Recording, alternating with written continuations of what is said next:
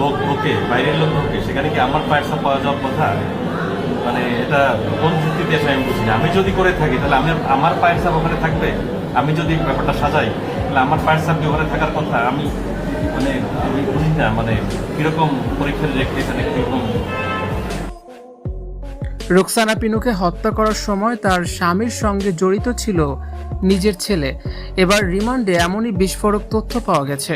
রাজধানীর দক্ষিণ খানের ফায়দাবাদের দন্ত চিকিৎসক সারা রোকসানা পিনু হত্যাকাণ্ডে ঘটে গেল আরও এক নির্মম ও চাঞ্চল্যকর মোড়।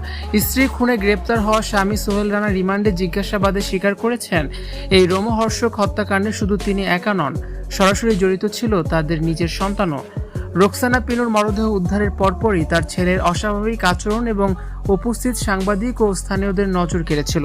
মায়ের নির্মম মৃত্যুর পরও ছেলের মুখে হাসি ও স্বাভাবিকভাবে সাংবাদিকদের সঙ্গে কথা বলার বিষয়টি নিয়ে তখনই গভীর সন্দেহের দানা বাঁধে। পারিবারিক কোন্দল বা গৃহবিবাদের জেরে এই হত্যাকাণ্ড ঘটে থাকতে পারে বলে জনমনে সে সময় সংশয় তৈরি হয়। সোহেল রানার রিমান্ডের তথ্যে তাই সত্য বলে প্রমাণিত হয়েছে। ঘটনার দিন সকালে প্রতিদিনের মতো মেয়েকে স্কুলে পৌঁছে দেন সোহেল রানা। পরিকল্পনা অনুযায়ী মেয়েকে স্কুলে রেখেই সোহেল রানা অফিসে না গিয়ে গোপনে বাসায় ফিরে আসেন। তখন সারা রোকসানা পিনু ঘুমন্ত অবস্থায় ছিলেন। ঘরে ঢুকে ঘুমন্ত পিনুকে বালিশ চাপা দিয়ে যখন শ্বাসরোধ করা হচ্ছিল, তখন পুরো প্রক্রিয়ায় বাবার সহযোগী হিসেবে কাজ করে তাদেরই নিজ সন্তান।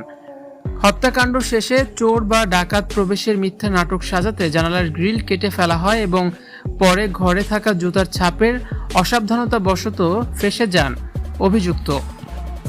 পুলিশ জানিয়েছে, নিজের পেটের সন্তান কিভাবে জন্মদাত্রী মায়ের হত্যাকাণ্ডে বাবার সহযোগী হয়ে উঠল তা গভীরভাবে খতিয়ে দেখা হচ্ছে।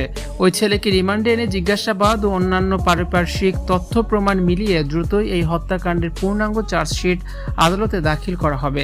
মায়ের মৃত্যুতে নিজের সন্তানের এমন নির্দয় ভূমিকা ও পুরো এলাকায় চরম শোক ও স্তব্ধতার সৃষ্টি করেছে।